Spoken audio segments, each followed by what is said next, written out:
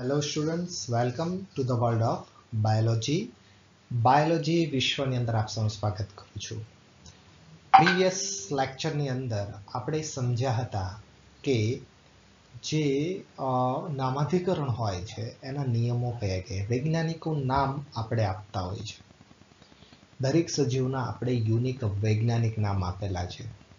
વનસ્પતિ માટે ICBN, પ્રાણીઓ માટે ICZN, International Code for Botanical Nomenclature and International Code for Zoological Nomenclature. અને નામાધિકરણના નિયમો કયા જોયા હતા તો કે ભાષા લેટિન અને લખાય છે ઇટાલિકની અંદર. ત્યાર પછી પહેલા હંમેશા પ્રજાતિનું નામ, પાછળ હંમેશા જાતિનું નામ. ત્રીજો નિયમ, પ્રજાતિના નામનો પ્રથમ અક્ષરને કેપિટલમાં લખીએ છીએ, મોટી લિપિમાં લખીએ, જ્યારે જાતિમાં સ્મોલ લિપિમાં જ લખીએ છીએ. ત્યાર પછી ચોથો નિયમ, વૈજ્ઞાનિક નામની નીચે અંડરલાઈન કરવી ફરજિયાત જરૂરિયાત છે. ત્યાર પછી પ્રજાતિનું નામ, જાતિનું નામ અને ત્યાર પછી ઘણી વખત સંશોધકનું નામ પણ શોર્ટમાં લખવામાં આવતું હોય છે. તો આ આપણે શોર્ટમાં વાત કરી. ટોપિક છે એ છે વર્ગીકરણ અને વર્ગીકરણની કક્ષાઓ. વર્ગીકરણ આપણે શું કામ કરીએ છીએ, ધેટ મીન્સ કે વર્ગીકરણ એટલે ક્લાસિફિકેશન શું કામ આપણે કરીએ છીએ અને વર્ગીકરણની કક્ષાઓ કઈ કઈ છે એની આપણે આજે ડિટેલમાં ચર્ચા કરીશું. ઓકે, તો ફર્સ્ટ ઓફ ઓલ આપણે સમજીએ ક્લાસિફિકેશન, ધેટ મીન્સ કે વર્ગીકરણ એટલે શું અને એનું મહત્વ શું છે વિદ્યાર્થીઓ. તો વર્ગીકરણનો મતલબ સ્ટુડન્ટ્સ એવો થાય છે કે અર્થકારક જૂથમાં વહેંચણી કરવી. બરાબર છે, જેને આપણે શું કહીએ છીએ વર્ગીકરણ. સજીવોની અર્થકારક જૂથમાં વહેંચણી કરવી. જેમ સ્ટુડન્ટ્સ તમારું પણ વર્ગીકરણ આપણે કરતા હોય છે. હાઇટને આધારે આપણે વર્ગીકરણ કરી શકીએ, વેઇટને આધારે વર્ગીકરણ કરી શકીએ, અથવા તો આ વિદ્યાર્થીઓના જે હોશિયાર છે, કેટલો હોશિયાર છે એના પર્સન્ટેજને આધારે પણ આપણે વર્ગીકરણ કરી શકીએ. તો આ વર્ગીકરણથી આપણને ફાયદો શું થતો હોય છે તો કે દાખલા તરીકે મારે કોઈ આ પર્ટિક્યુલર વિદ્યાર્થીનું કામ છે, બરાબર છે, મારે એને શોધવો છે. તો મને ખબર હશે કે આ વિદ્યાર્થી છે કેટલો હોશિયાર છે, તો મને ખબર હોય બહુ હોશિયાર છે તો એ ગ્રુપમાં જશે, તો હું સીધો એ વાળા ક્લાસમાં જઈશ ને કહીશ કે આ વિદ્યાર્થી ઊભો થાય.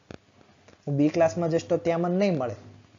તો હંમેશા સજીવોને ઓળખવા માટે, અહીંયા આપણે બાળકને ઓળખવા માટે આપણે વર્ગીકરણ કર્યું. તો સજીવોનું વર્ગીકરણ પાછળનો આપણો ફાયદો શું હોય છે, આપણો એમ શું હોય છે તો કે સજીવોને સહેલાઈથી આપણે કેમે કરીને ઓળખી શકીએ. બરાબર છે, કારણ કે સજીવો તો બહુ બધા છે, 1.7 લાખથી 1.8 લાખ છે. તો એમાંથી મારે આ સજીવોને ઓળખવો છે તો એની માટે મારે અર્થકારક જૂથમાં વહેંચણી કરવી પડે. અને આ વહેંચણીને શું કહેવાય વર્ગીકરણ. જેમ કે તમે કિચનની અંદર જો તો ડીશ માટેનું અલગ સ્ટેન્ડ હોય, વાટકા માટેનું અલગ સ્ટેન્ડ હોય, ચમચી માટેનું અલગ સ્ટેન્ડ હોય. બધું ગમે તેમ એક બાજુ ઢગલો પડ્યો હોય તો તમારે ચમચીનું કામ હોય તો ગોતવી કેટલી અઘરી પડે કે નહીં. પરંતુ જો વ્યવસ્થિત અરેન્જમેન્ટ કરેલું હોય, ક્લાસિફિકેશન કરેલું હોય તો કેવું તમે સહેલાઈથી પિક કરી શકો, મારે આ જોતું છે, ઓકે અહીંયા છે, કાઢી લો. બરાબર. તો સેમ સજીવોની આવી અર્થકારક જૂથ વહેંચણીને શું કહેવાય, એનું વર્ગીકરણ કહેવામાં આવે છે. સજીવોના વર્ગીકરણ માટે સગવડ ભરેલી કક્ષાઓની વ્યવસ્થા કરવામાં આવી છે. હવે જેમ કે મેં તમને કીધું, એક કિચનનું એક્ઝામ્પલ આપ્યું તો કે કિચનમાં ડીશ માટેનું એક સ્ટેન્ડ હોય, વાટકા માટેનું એક સ્ટેન્ડ હોય, બરાબર ને, ચમચી માટેનું સ્ટેન્ડ હોય. એમ વર્ગીકરણની અંદર પણ અલગ અલગ કેટેગરીઝ છે. એ કેટેગરી એટલે કેવી રીતે તો કે વનસ્પતિઓને અલગ મૂકવા, પ્રાણીઓને અલગ રાખવા. બરાબર છે, પ્રાણીઓ હોય તો પ્રાણીઓમાં કૂતરા અલગ હોય, કૂતરાની અંદર બિલાડી અલગ હોય. કીટક તો કીટકની અંદર હું બધા કીટક જ મૂકીશ, પછી ત્યાં હું બિલાડી ન મૂકું. તો આ રીતના અલગ અલગ જૂથ છે. આ બધા જૂથ કહેવાય. વનસ્પતિ એક જૂથ છે, પ્રાણી એક જૂથ છે, કૂતરા એક જૂથ છે, બિલાડી એક જૂથ છે, કીટક એક જૂથ છે. બરાબર. પણ જો અહીં હું વનસ્પતિની વાત કરું ને આ બાજુ હું પ્રાણીની વાત કરું તો પ્રાણીઓમાં એવું બની શકે કે એક બાજુ કીટક હું મૂકું, બરાબર, એક બાજુ હું શું મૂકું, સસ્તન મૂકું. આ સસ્તનની અંદર પછી કૂતરા આવે, પછી બિલાડી આવે, બરાબર છે. અને અહીં કીટકમાં દાખલા તરીકે વંદો આવે, રેડી ને, પરંતુ વંદાનું કે વનસ્પતિમાં તો મૂકીશ જ નહીં. મને ખબર જ છે કે વંદો છે એ પ્રાણીઓના જૂથમાં જ આવશે. એટલે આ રીતનું પણ અરેન્જમેન્ટને આપણે ખાસ ભૂલવાનું નથી. ઓકે, આગળ સમજીએ હવે. એટલે આ અલગ અલગ જૂથો છે. દાખલા તરીકે જો અહીંયા આપેલું છે, કૂતરાની અંદર પણ બહુ બધા કૂતરાની અલગ અલગ જાત હોય, ડોબરમેન હોય, અલ્સેશિયન હોય, બરાબર છે.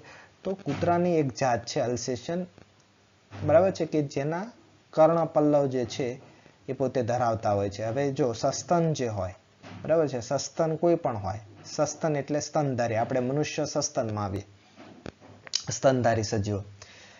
સ્તનધારી સજીવનું લક્ષણ શું હોય? તો કે બાહ્ય કર્ણપલ્લવ હોય. જો આપણે આ કાન છે આને કર્ણપલ્લવ કહેવાય, અને શરીર ઉપર રૂવાટી હોય, બરાબર છે. આ બે લક્ષણ હોય તો એને સસ્તનમાં મૂકે, બરાબર છે.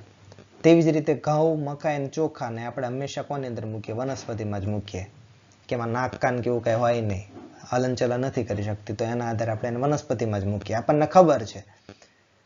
સરીસૃપ હોય તો આપણે સમજીએ કે પેટે સરકીને ચાલતી હોય ને એને જ સરીસૃપમાં મૂકે. ઉભયજીવી હોય તો જમીનમાં રહે, પાણીમાં રહે તો એને આપણે ઉભયજીવી મૂકીએ. એમ આપણને ક્લિયર હોય છે. જો આ અલ્સેશન છે તો આપણને ખબર પડી જાય. આ વનસ્પતિમાં તો આપણે ન જ મૂકીએ, કારણ કે જો અને આપણે પ્રાણીમાં મૂકીએ ને પ્રાણીઓમાં આપણે સસ્તનમાં મૂકીએ ને સસ્તનમાં અહીંયા બે બાહ્ય કર્ણપલ્લવ છે, શરીર ઉપર વાળ છે, તો એને મૂકી સસ્તનમાં છે. એવી જ રીતે વનસ્પતિમાં ઘઉંની જો આપણે વાત કરીએ, બરાબર છે, અને એવી જ રીતે પ્રાણીઓમાં સસ્તન અને સસ્તનમાં કૂતરા, તો આ બધા વર્ગક છે, બરાબર છે. પ્રાણી પણ એક વર્ગક કહેવાય, સ્ટુડન્ટ્સ યાદ રાખજો. સસ્તનને પણ એક વર્ગક કહેવાય, કૂતરા પણ એક વર્ગક છે, યાદ રાખજો. વનસ્પતિઓમાં ઘઉં તો એક વર્ગક છે, દ્વિદળી એક વર્ગક છે, યાદ રાખજો. દ્વિદળી, એકદળી, આ બધા વર્ગક છે. વર્ગક એટલે વર્ગીકરણનો એક ચોક્કસ ભાગ, જેને આપણે વર્ગક કહે છે. લાક્ષણિકતાને આધારે બધા જ સજીવો જુદા જુદા વર્ગકમાં આપણે વર્ગીકૃત કરીને જે પદ્ધતિ છે એને શું કહેવાય? વર્ગીકરણ. આ લાઈન બહુ ઇમ્પોર્ટન્ટ છે. લક્ષણોને આધારે બધા જ સજીવોને જુદા જુદા વર્ગકોમાં વર્ગીકૃત કરવામાં આવે છે. લક્ષણોને આધારે હું બિલાડી જોઉં અને કૂતરો જો તો મને તરત માઇન્ડમાં તરત ક્લિયર ખબર પડી જ જાય છે, આને કૂતરું કહેવાય, આને બિલાડી કહેવાય. કેમ? મારા માઇન્ડમાં એના લક્ષણો આવે છે, અને લક્ષણોના આધારે હું એનો વર્ગક મૂકું છું, અને વર્ગકને આધારે હું વર્ગીકરણ કરી નાખું છું કે આ પ્રાણી છે ને પ્રાણીમાં બિલાડી જ છે, કે આ કૂતરો જ છે.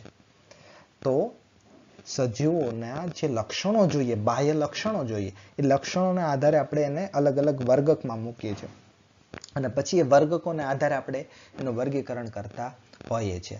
અને વર્ગીકરણ પદ્ધતિનો જો આપણે અભ્યાસ કરવો હોય ને તો એને આપણે વર્ગીકરણ વિદ્યા કહેવાય. વર્ગીકરણ એટલે શું?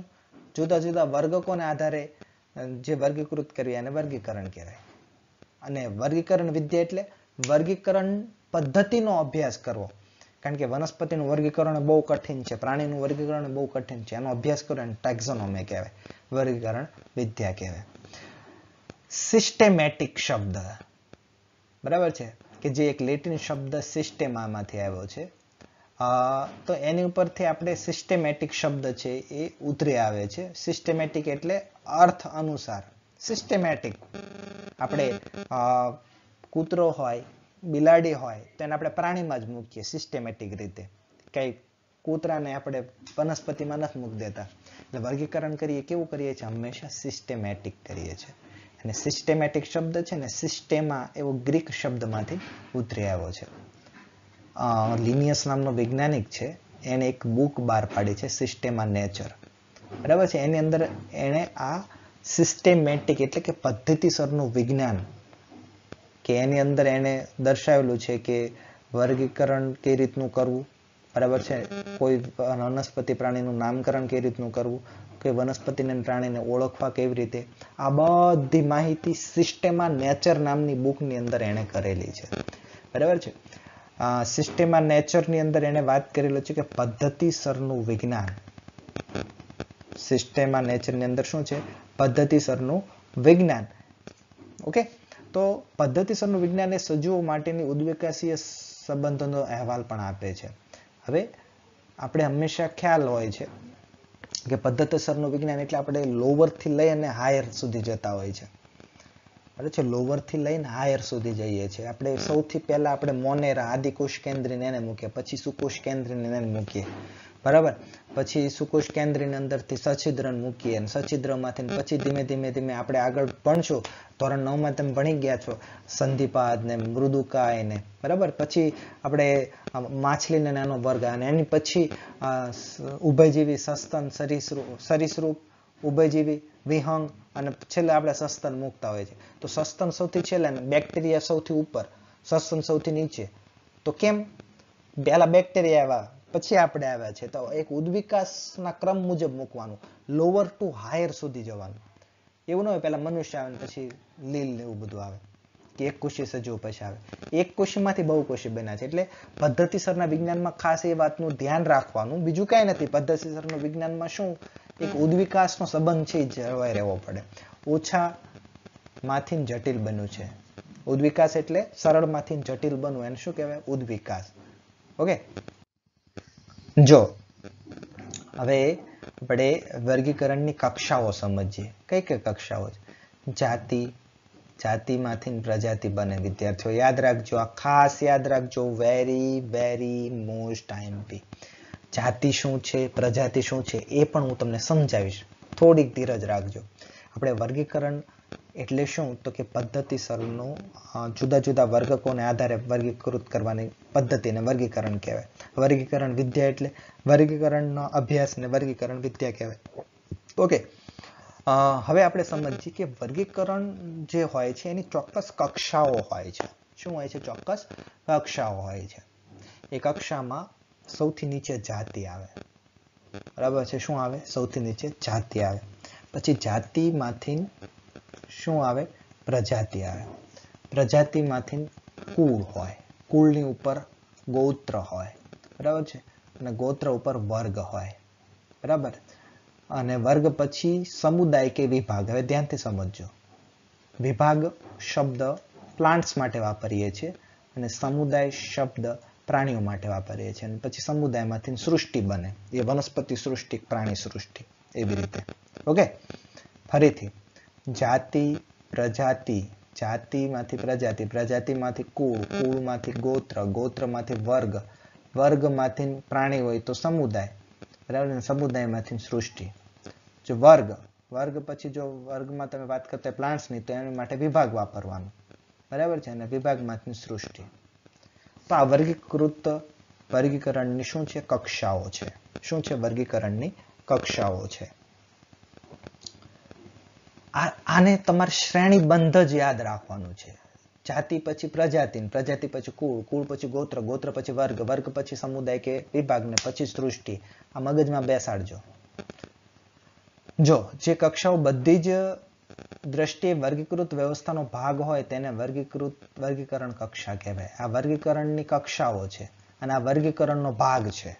વર્ગીકરણ કક્ષાઓ એટલે આ જાતિ એક કક્ષા છે, પ્રજાતિ એક કક્ષા છે, કુળ એક કક્ષા છે, ગોત્ર એક કક્ષા છે, વર્ગ એક કક્ષા છે. તો વર્ગીકરણ કક્ષા એટલે વર્ગીકરણની અંદર એનો કંઈક ભાગ હોવો જોઈએ, તો એને વર્ગીકરણ કેટેગરીમાં આપણે એને મૂકીએ છીએ. આવી બધી જ કક્ષાઓ ભેગી મળી અને શું બનાવે છે? એક આખી વર્ગીકૃત શ્રેણી બનાવે છે. જો આપણે મેં કીધું ને કે જાતિ પણ એક શું છે? કક્ષા છે. પ્રજાતિ પણ શું છે? એક કક્ષા છે. બરાબર છે, આ બધી ઇન્ડિવિજ્યુઅલી કક્ષા છે. જાતિ કક્ષા છે, પ્રજાતિ પણ કક્ષા છે, કુળ પણ કક્ષા છે, ગોત્ર પણ કક્ષા છે, વર્ગ પણ કક્ષા છે, સમુદાય કે વિભાગ પણ કક્ષા છે, અને સૃષ્ટિ પણ કક્ષા છે. અને આ કક્ષાઓ ચોક્કસ રીતે ભેગી થઈ અને એક શ્રેણી બનાવે છે. એ શ્રેણીને શું કહેવાય? વર્ગીકૃત શ્રેણી. આ તમારે એક એક માર્ક્સમાં વ્યાખ્યા પૂછાશે એટલે ધ્યાનથી સમજજો. ઓકે, તો વર્ગીકૃત શ્રેણી એટલે બધી જ કક્ષાઓ ભેગી થાય જે શ્રેણી બનાવે વર્ગીકૃત શ્રેણી કહેવાય, જેમાં દરેક કક્ષાએ વર્ગીકરણના એકમનો સંદર્ભ આપણે લઈએ છીએ.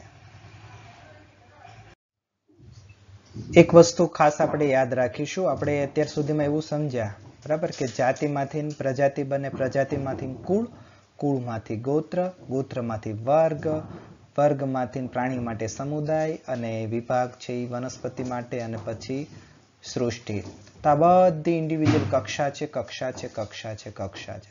આ બધી કક્ષા ભેગી થઈ જે રચે છે એને કહેવાય વર્ગીકૃત શ્રેણી. ઓકે.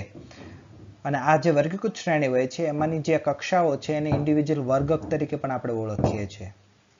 આને ખાસ યાદ રાખવાનું છે. હવે વાત સમજો કે જાતિથી સમજો, જાતિથી આપણે સૃષ્ટિ તરફ જાઓ તો કેટલી બધી જાતિ આવી જાય ને, કારણ કે સૃષ્ટિની અંદર તો કેટલી બધી જાતિ હોય. તો જાતિથી જેમ જેમ સૃષ્ટિ તરફ જાઓ એમ જાતિમાં શું થાય? વધારો થાય. અને સૃષ્ટિથી જાતિ તરફ આવો તો જાતિની સંખ્યામાં શું થાય? ઘટાડો થાય. આ વસ્તુને ભૂલવાની નથી. Very very most time. જાતિથી સૃષ્ટિ તરફ જાઓ તો જાતિની સંખ્યા વધે, કારણ કે સૃષ્ટિમાં તો બહુ બધી જાતિ હોય. અને સૃષ્ટિથી જાતિ તરફ આવો તો જાતિની સંખ્યામાં શું થાય? ઘટાડો થાય, કારણ કે પર્ટિક્યુલર જાતિ તરફ તમે આવી રહ્યા છો. હવે એવી જ રીતે એક બીજું સ્ટેટમેન્ટ બોલું છું, ખાસ ધ્યાનથી સમજો. બીજું સ્ટેટમેન્ટ, જાતિથી સૃષ્ટિ તરફ જાઓ તો વિવિધતામાં શું થાય છે? વધારો થાય છે. શું થાય છે? વિવિધતામાં વધારો થાય છે. વિવિધતા વધતી જાય, કારણ કે સૃષ્ટિમાં તો કેટલી બધી જાતિ હોય એટલે વિવિધતા પણ શું હોય? વધારે હોય. બરાબર છે. એટલે સમાનતા ઓછી, વિવિધતા વધારે હોય. પરંતુ સૃષ્ટિથી જાતિ તરફ આવો એમ એમ વિવિધતા ઘટતી જાય છે અને સમાનતા જે છે શું થાય છે? વધતી જાય છે. આ વસ્તુને ભૂલવાની નથી, કારણ કે જો સૃષ્ટિમાંથી પર્ટિક્યુલર એક જાતિ તરફ આવો એટલે વિવિધતામાં છે એ શું થયો? ઘટાડો થયો અને સમાનતા છે ધીમે ધીમે વધતી જતી હોય છે. બરાબર છે. આ તો એક એક્ઝામ્પલ આપ્યું છે. દાખલા તરીકે કીટક હોય તો એની માટેનું એક કક્ષા શું છે કે ભાઈ એની અંદર 3 જોડ સાંધાવાળા ઉપાંગો હોય કે શીર્ષ, ઉરસ અને ઉદર. તો આ કક્ષાઓને આગળ આપણે શું કરતા હોય છે? એક હરોળ લખતા હોય છે. હરોળ સૂચવે છે. ધેટ મીન્સ કે કીટક જે છે એક પ્રકારની શું થઈ? કક્ષા થઈ. હવે સમજીએ. સૌથી પહેલું આપણે બોલ્યા છે જાતિ એટલે શું, પછી પ્રજાતિ સમજાવીશ, પછી હું કુળ સમજાવીશ, ગોત્ર સમજાવીશ, વર્ગ પણ સમજાવીશ.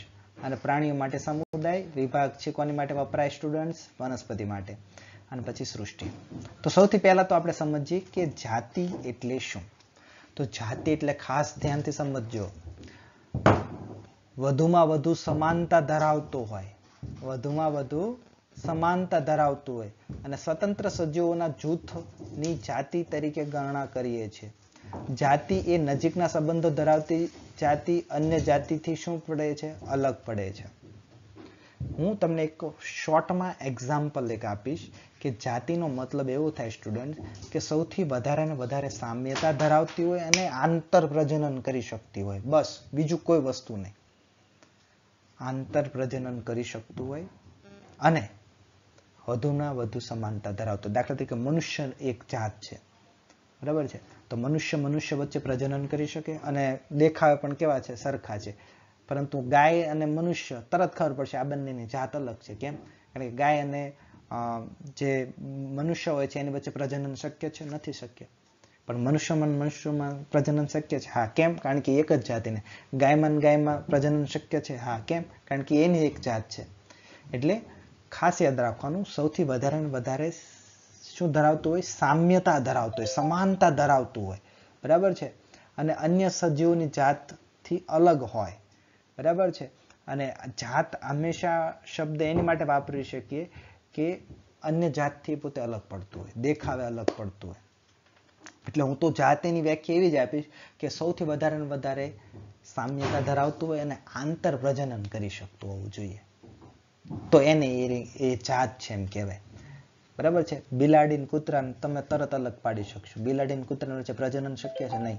પણ બિલાડી હોય, જો 10 બિલાડી હોય અને 11 ગાય હોય તો તમે કહી શકશો કે આજે 10 અને 11 એટલે ટોટલ શું થઈ ગયું? 21 છે. 21 પ્રાણીઓ છે. એની અંદર 2 જ જાતિઓ છે. 2 જાતિઓમાં શું છે? ગાયની જાતિ છે અને એક બિલાડીની જાતિ છે. અને બિલાડીની જાતને તમે અલગ પાડી જ શકો. જો હું તમને એક ઉદાહરણ આપું, દાખલા તરીકે મેન્જીફેરા ઇન્ડિકા જ્યારે આપણે બોલીએ છીએ, મેન્જીફેરા ઇન્ડિકા એ કોનું વૈજ્ઞાનિક નામ છે? આંબાનું નામ છે. અને મેન્જીફેરા એ શું છે? પ્રજાતિ. ઇન્ડિકા એ શું છે? જાતિ. એવી જ રીતે સોલેનમ ટ્યુબેરસમ, બરાબર છે. તો સોલેનમ એ શું છે? પ્રજાતિ. ટ્યુબેરસમ એ શું છે? જાતિ. સોલેનમ ટ્યુબેરસમ એટલે બટેટા થાય સ્ટુડન્ટ્સ. પછી પેન્થેરા લિયો. પેન્થેરા એ શું છે? પ્રજાતિનું નામ છે.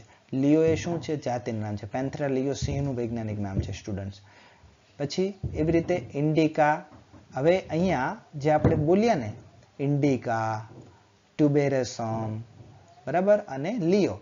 તો આ ઇન્ડિકા, ટ્યુબેરસમ અને લિયો એ ત્રણે કોના નામ હતા સ્ટુડન્ટ્સ? જાતિના નામ હતા. બરાબર છે.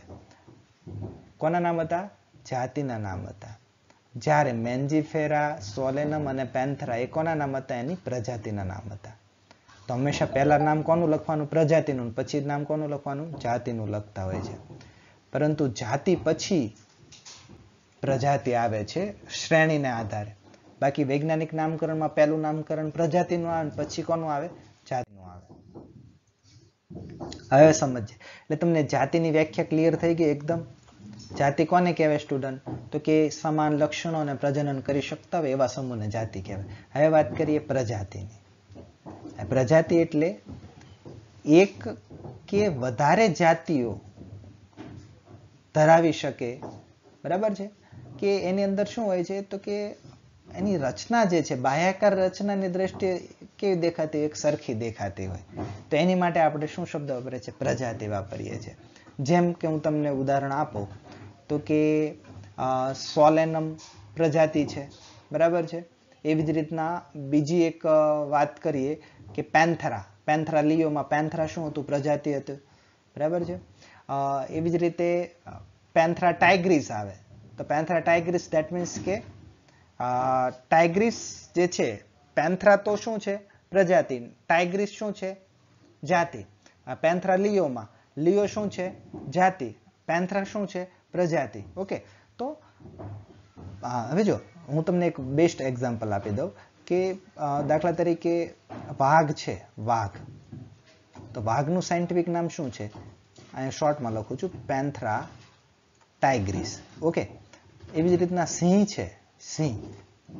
તો સિંહનું સાયન્ટિફિક નામ શું છે? પેન્થેરા લિયો. તો જો વાઘ અને સિંહની બંનેની પ્રજાતિ કોમન છે, બંનેની પેન્થેરા પેન્થેરા બોલ્યો, ખાલી જાતિ અલગ છે, ટાઇગ્રીસ અને લિયો. તો એક કરતા વધારે જાતિઓ ભેગી થઈ અને એક પ્રજાતિ જે છે બનાવી શકતી હોય છે. અને પ્રજાતિ એને કહેવાય કે એની બાહ્યાકાર રચના સરખી હોય, બરાબર છે. આમ વાઘ અને સિંહ છે, બાહ્યાકાર રીતે તો આપણને બંને છે એ કેટ ફેમિલીમાંથી જ આવે છે. ધેટ મીન્સ કે આમ દેખાવે બંનેના 4 પગ હોય છે, બરાબર છે. બંને માંસાહારી છે, હિંસક છે. તો આ રીતે લક્ષણો મેચ થાય છે એટલે બંનેની પ્રજાતિ કોમન છે. પછી જાત છે અલગ અલગ થઈ ગઈ, ઉદ્વિકાસ થયો એમ જાત છે બંને શું થઈ? અલગ થઈ ગઈ. એવી રીતને સોલેનમ પ્રજાતિ, નાઇગ્રમ, પછી મોલેન્જાના, આવી અલગ અલગ શું હોય છે? એ પોતે પ્રજાતિઓ હોય છે, બરાબર છે. તો એવી રીતના વનસ્પતિને પણ તમે અલગ પાડી શકો છો, બરાબર છે. સોલેનમ ટ્યુબેરસમ, સોલેનમ, બરાબર છે. પછી સોલેનમ નાઇગ્રમ છે. તો આ રીતના અલગ અલગ તમે નામ આપો છો. તો સોલેનમ બટેટા માટે, સોલેનમ ટ્યુબેરસમ બટેટા માટે, સોલેનમ નાઇગ્રમ રીંગણા માટે. રીંગણા બટેટા બંને શાકીય વનસ્પતિ છે. તો એ આધારે આપણે કોમન બોલીએ છીએ. જેમ કે જો ઉદાહરણ હજી એક બીજું આપું તમને, હજી વધારે ક્લિયર થશે કે માનવમાં સેપિયન્સ એ જાતિ છે અને આપણી પ્રજાતિ કોણ છે? હોમો છે. રેડી? તો જો તમને યાદ હોય તો આપણા આજે આદિમાનવ હતા ને એનું નામ હતું હોમો ઇરેક્ટસ. આપણા આદિમાનવ હોમો ઇરેક્ટસ હતું અને આપણું હોમો સેપિયન્સ છે. તો આપણા આદિમાનવો આપણા દેખાવે સરખા હતા, ખાલી જાત જ અલગ હતી, ઇરેક્ટસ, અને આપણે સેપિયન્સ છે. પરંતુ આપણી બંનેની પ્રજાતિ સરખી જ છે, હોમો. સમજાય છે? એટલે જાતિઓ ભેગી થઈને શું બનાવે છે? પ્રજાતિ બનાવે છે. તો સ્ટુડન્ટ્સ, આપણે જાતિને ખૂબ જ ડિટેલમાં સમજ્યા. જાતિની આપણે વ્યાખ્યા કરી સ્ટુડન્ટ્સ કે ખૂબ જ નજીકના સંબંધો ધરાવતી, આંતર પ્રજનન કરી શકે એવા સજીવોના સમૂહ એટલે જાતિ. બરાબર? સોલેનમ નાયગ્રમ શું છે? જાતિ છે. પેન્થરા લિયો, તો લિયો શું છે? જાતિ છે. પેન્થરા ટાઇગ્રીસ શું છે? જાતિ છે. હવે વાત કરવી છે પ્રજાતિની. તો ગાઢ સંબંધ ધરાવતા જાતિઓ ભેગી મળીને શું બનાવશે? પ્રજાતિ બનાવે. ગાઢ સંબંધ ધરાવતી જાતિઓ ભેગી થઈને શું બનાવે? પ્રજાતિ બનાવે. એટલે પ્રજાતિ અલ્ટિમેટલી જાતિમાંથી બનતી હોય છે. બરાબર છે? હવે સમજીએ પ્રજાતિને. તો નજીકના ગાઢ સંબંધ ધરાવતી જાતિઓના સમૂહથી શું બને? પ્રજાતિ બને. બરાબર છે? ઉદાહરણ તરીકે જો બદામ અને રીંગણાની જાતિ અલગ છે, પરંતુ પ્રજાતિ બંનેની કોમન જ છે, સોલેનમ. જેમ પેન્થરા ટાઇગ્રીસ અને પેન્થરા લિયો. તો પેન્થરા તો પ્રજાતિ કોમન છે, ખાલી લિયો એટલે સિંહ થાય, ટાઇગ્રીસ એટલે વાઘ. જાતિ અલગ છે, પરંતુ આ બંનેના વચ્ચેના ગાઢ સંબંધો નજીક છે, એટલા માટે એની પ્રજાતિનું નામ આપણે કોમન રાખ્યું, પેન્થરા. જો સમજીએ, સિંહમાં પેન્થરા લિયો, દીપડામાં પેન્થરા પાર્ડિસ, વાઘમાં પેન્થરા ટાઇગ્રીસ. તો ટાઇગ્રીસ, પાર્ડિસ અને લિયો એ જાતિ અલગ છે, બાકી પી અને પી, ધેટ મીન્સ કે પેન્થરા તો કોમન જ છે, એટલે ટૂંકમાં પેન્થરા પ્રજાતિ કોમન આવી. ત્રણેયની પ્રજાતિ સરખી છે, એટલે એવું કહી શકાય કે દીપડાની જાતિ, વાઘની જાતિ અને સિંહની જાતિ વચ્ચે ગાઢ સંબંધ છે. જાતિ ભલે અલગ છે, પરંતુ ત્રણેયમાં એવી કોમનલિટીઝ છે, સમાનતા છે કે એના આધારે આપણે એની પ્રજાતિ સેમ રાખી છે. ઓકે, પરંતુ યાદ રાખવાનું, બિલાડીની પ્રજાતિને ફેલિસ કહેવાય. તો બિલાડીની પ્રજાતિ અને આ પેન્થરાની પ્રજાતિ એ બંને વચ્ચે પાછી અસમાનતા હોય છે. ઓકે, તો વિદ્યાર્થીઓ, આજનો જે પ્રશ્ન છે, જાતિની વ્યાખ્યા આપવાની છે અને પ્રજાતિની વ્યાખ્યા આપવાની છે. બરાબર છે ને? વર્ગીકરણની કક્ષાઓ દર્શાવવાની છે. જાતિ, પ્રજાતિ, કુળ, ગોત્ર, વર્ગ, સમુદાય કે વિભાગ અને સૃષ્ટિ. Okay, all the best. Thank you very much.